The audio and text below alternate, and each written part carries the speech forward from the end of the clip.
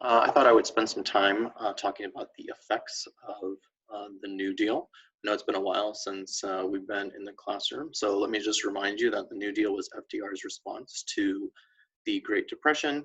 And as far as the overall long-term significance, it is forever changing and altering the role of the federal government with both the states and directly with citizens.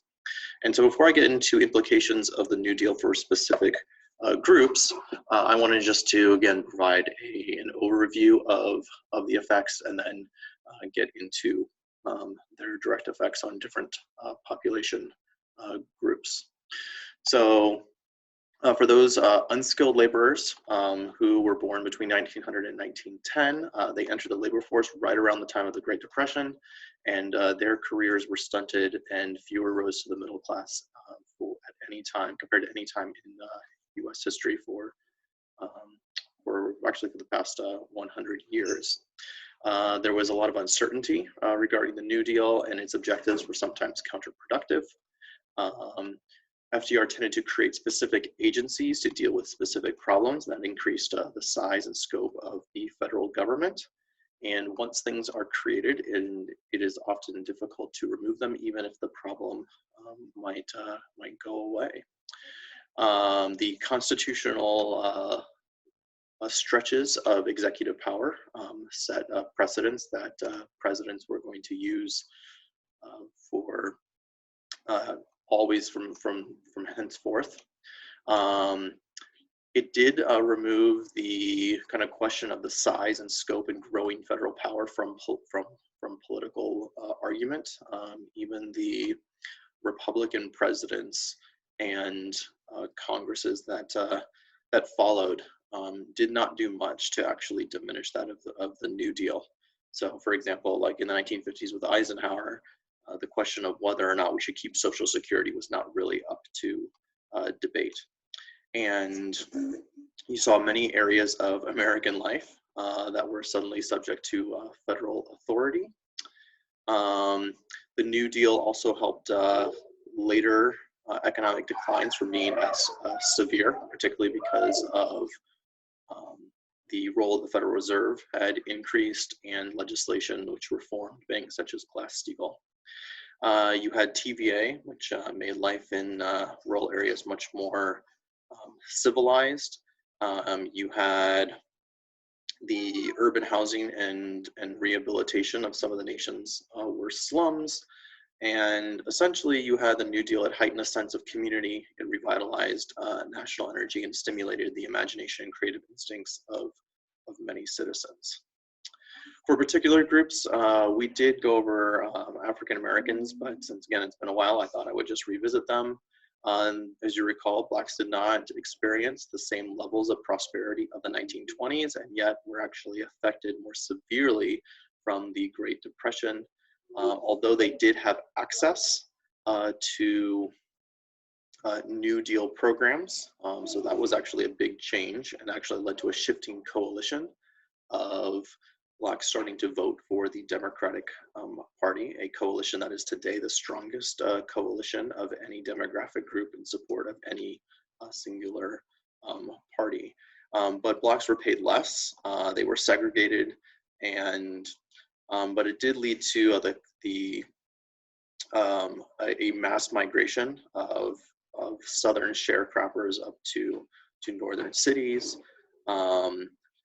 And so it did also create a racial backlash, given that the number of whites who were unemployed and suddenly Blacks were competing for jobs in new areas. You suddenly saw a backlash, a racial backlash against Blacks and other minorities.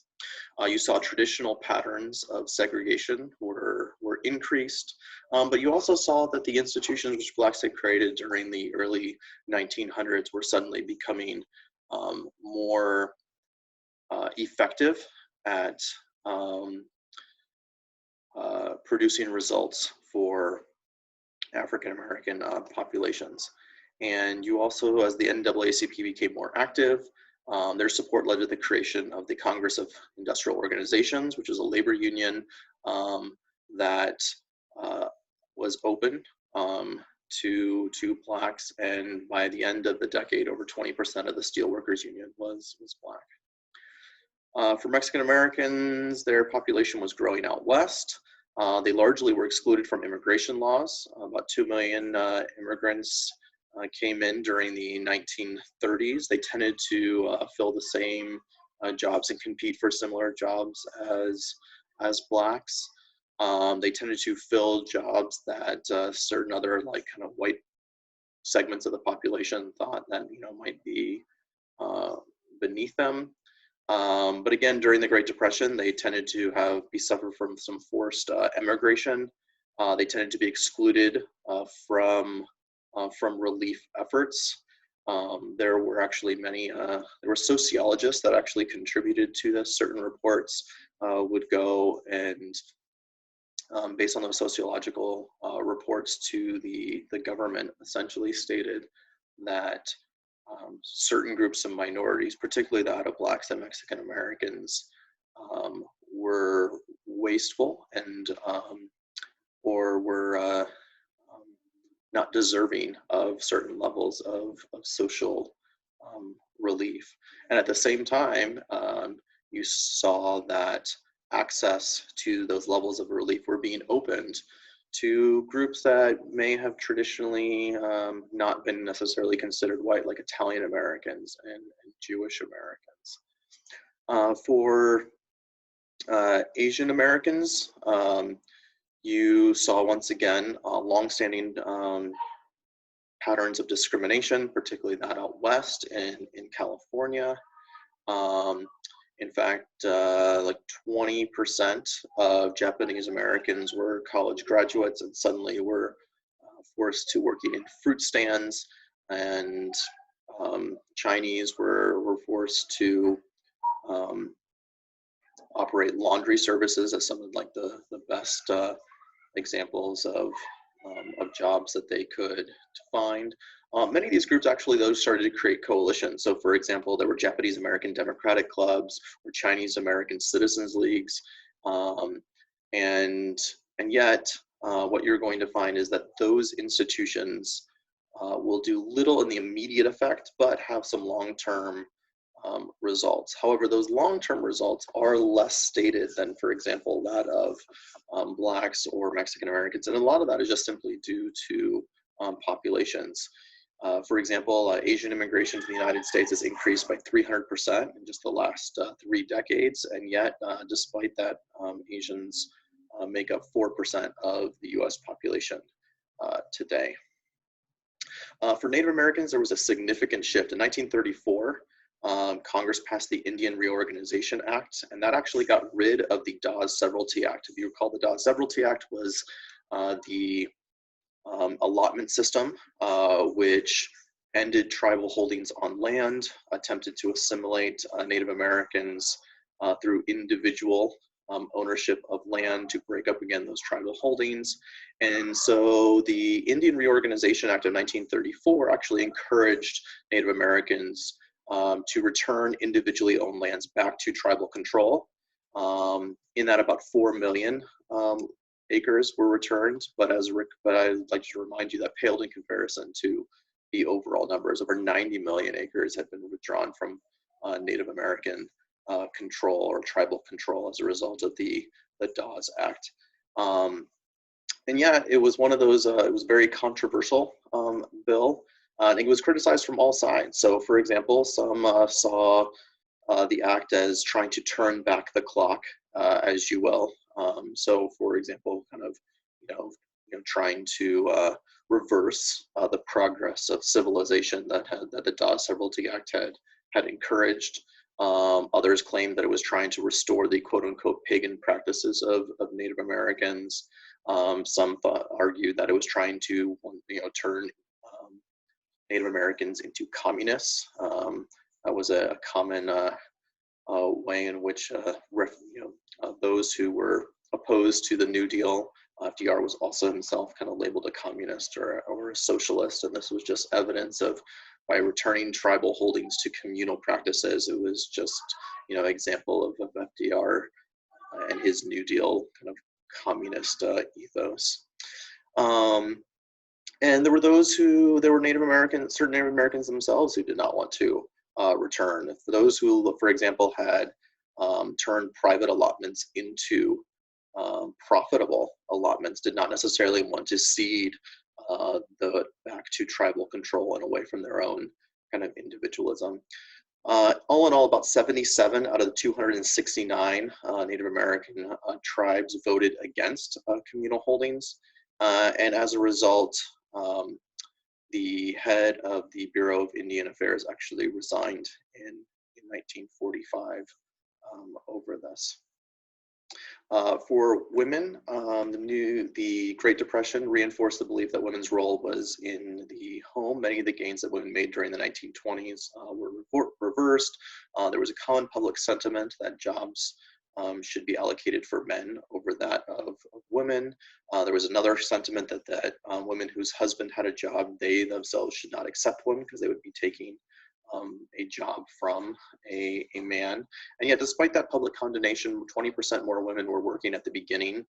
20% more women working than at the beginning of the Great Depression. Many women tended to be laid off, but certain positions that, like sales clerks or stenographers, in certain industries that men did not participate at greater rates tended to actually be reserved for women. And also more Black women were employed than white women, largely out of necessity. And you also saw the feminist movement is going to decline with the failure of the passage of the ERA out of the 1920s, out of the kind of reversal of certain things like the Shepherdtown Maternity Act. You're going to see essentially the kind of decline of the National Women's Party. At the same time, you do see certain gains. So for example, FDR he appoints the first female cabinet secretary, Frances Perkins. If you recall, Frances Perkins had made a name for herself in New York, out of the investigation of the Triangle Shirtwaist Factory, kind of compelling Al Smith, the governor, to make significant changes to building codes and to go after those who were responsible. And you also have the beginning of our welfare system, the Aid to Families with Dependent Children, the AFDC, which actually gave cash payments to mothers, and particularly that of like single mothers and women in poverty. Overall, you do see some changing values out of the Great Depression. Many of the gains that families had made had kind of disappeared. Many of the kind of consumeristic patterns of that the 1920s had created were reversed. You suddenly see people like returning to kind of the home factory, sewing their own clothes, the creation of like the home business. The Great Depression also eroded certain family units. So for example, like divorce rates were lower due to the expense of it, but informal breakups were much higher. Many assume that the Great Depression, though, would like kind of change Americans' values, significantly and tremendously. And yet, what you see is that Americans' kind of faith in capitalism or faith in democracy, although challenged, was not necessarily, completely eroded. A famous study known as the Middleton Study compared kind of American values in the 1920s versus that of the 1930s, and essentially found that Americans were still largely believing in, kind of individualism, capitalism, democracy, and a success ethic. And despite so many people being unemployed, there was still a pervading belief that you were responsible for your own fate. And so one of the things that you're going to see is there's a lot of short-term and long-term significance of the Great Depression, as well as the New Deal. Again, you will see that many of the programs that we have in place today were born out of the New Deal and have been expanded throughout the 1950s and beyond. Lastly, I just want to show you a series of graphs to kind of put the New Deal within a broader historical context. We tell you that this is a time of significant change, and the role of the role and size and scope of the federal government is changing in a way that it's never changed before. But at the same time, there's some perspective to kind of put that in. So, for example, as you can see here, this charts the early years of the Great Depression. You see just the number of banks that are going under, the unemployment rate is skyrocketing. And so as you can see, this early depression is significant, and therefore, any reversal or staving off of that might point to some of the kind of the effectiveness of the New Deal in actually kind of, ending this crisis, not necessarily, leading to like full recovery, but at least, ending the current trend. Here you have the unemployment rate, and as you can see, the decades of the 1930s are highlighted, and at no point in history is the unemployment rate anywhere close to that of the Great Depression. At the height of the Great Recession, it was 11%, which is about the same rate as it was right as Reagan took office. There was a big, significant kind of depression at the end of the 1970s, but all of those pale in comparison to the significance and the depth of the Great Depression. Here you have the Consumer Price Index. The Consumer Price Index basically takes a basket of goods that are common household items and tends to purchase them year after year. And so certainly, like during depressions, what you tend to see is deflation. Prices are going down simply because people just don't have means in order to purchase them anymore.